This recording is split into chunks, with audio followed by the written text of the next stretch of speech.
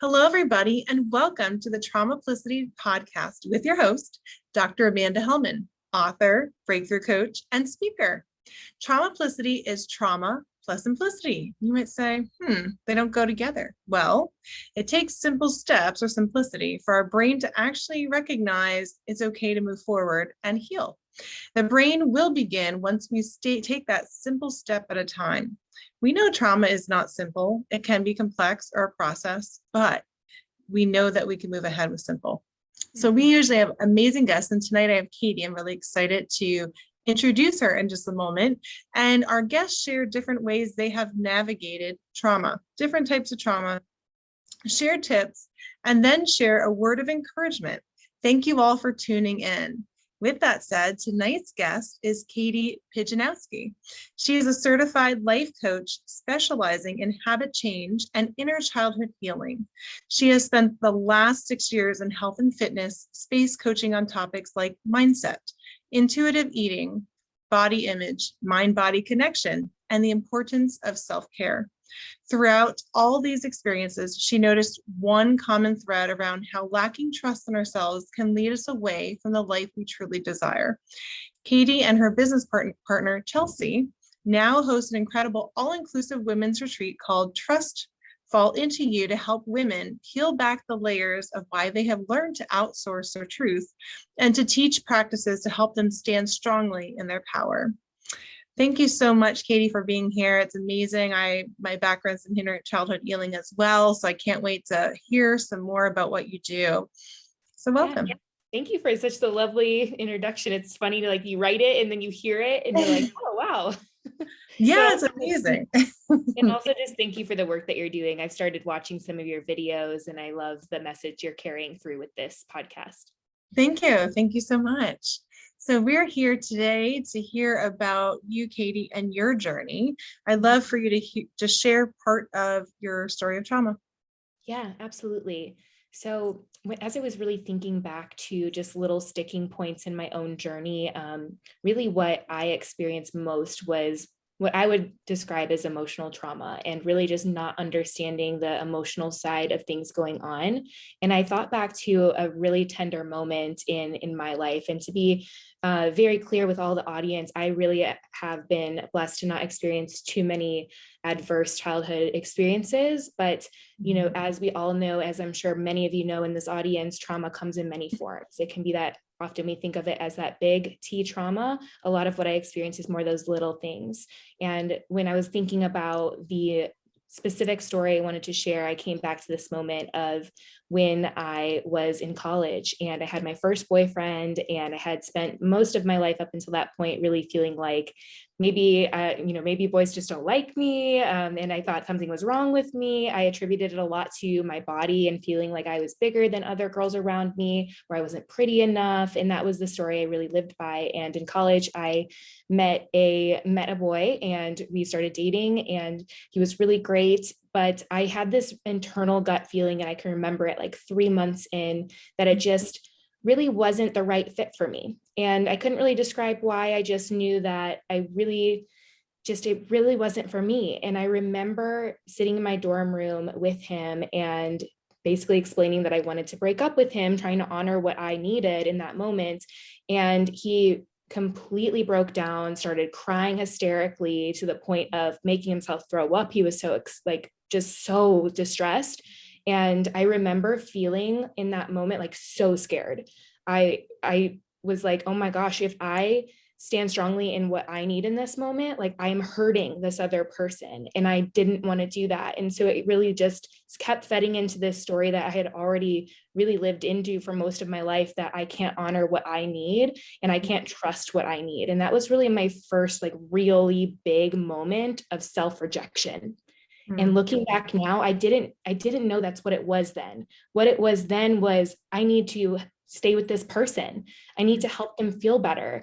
And what if no one else chooses me but this person? And that was the story I was really living by. And I stayed in that relationship. Now, reminder, this was month 3 that I was doing this. I stayed in that relationship for 6 years.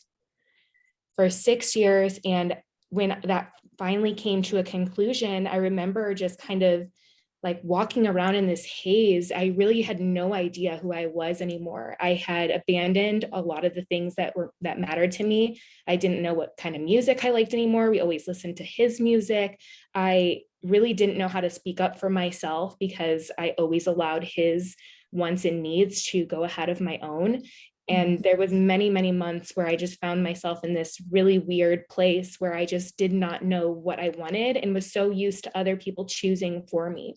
And looking back at that experience now, I can really see how that self-rejection, was just such a big part of my journey. And now that the opposite side of that is like being able to recognize what was happening in that moment, I was experiencing in my body that I didn't know how to recognize and be more attuned to. And now with the knowledge that I have and the healing that I've experienced, being able to witness that experience in the real time and be able to honor that more so that I can really just trust what I need in that moment and to communicate that with others, something that I really hadn't been able to do up until that point.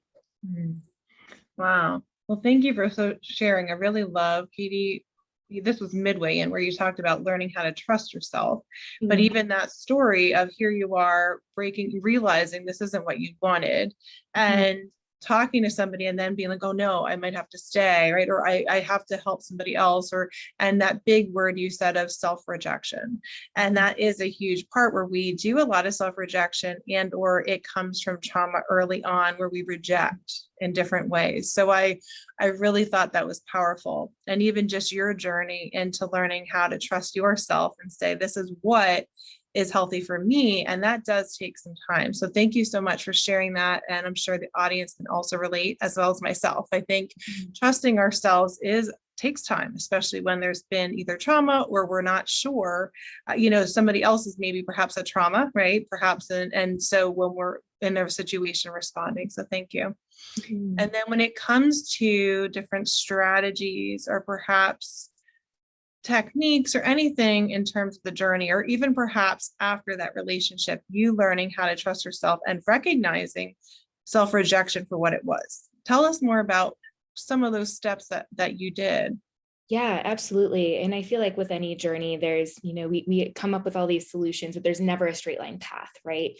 So there was so many things I tried upon my journey that helped me get to the place that I'm at today. And I can say one of the things that started helping me in the beginning of really, I was still in the midst of that relationship. On the way out of that relationship was being really into self-development and reading, being around people who were involved in self-development and just bettering themselves, becoming more aware of patterns like this. But it really wasn't until I started hiring like coaches and mentors that were really attuned to trauma-informed care and inner childhood healing, where I really experienced the most healing. And what I had discovered from my own journey, one of my first mentors used to always joke with me saying, like, when she'd ask me how I was feeling, I would always look up like I was thinking in my mind. And she really challenged me to drop down into my body where our feelings actually live. But I had, up until that point, been so afraid to be in my body because of the fear of all the feelings in there. I'd been so used to shoving them down. And so being with mentors was another really great strategy for me because they created that safe space emotionally that I didn't have up until that point, to be able to have all of those emotions and help someone navigate these things and figure out what was true for me and really not have them sway me one way or the other. They were really just there to sit with me and help me through.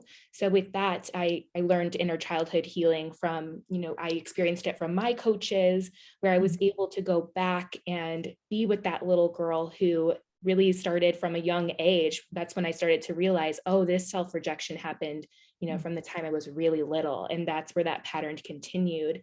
What I thought was something that just happened when I was a freshman in college actually started way younger. And so being able to recognize that and go back and be with that little girl and sit with her and let her talk to me and tell me what she needed and be able to embrace her in my mind, that was so healing for me and something that I still practice. I actually still have 2 little pictures of me up on the wall that are like 3 or 4, which is often the time I go back to when that little girl is kind of very present viscerally in my body. That's usually her. So inner childhood healing has been extremely healing for me. And that's something I use to help people as well.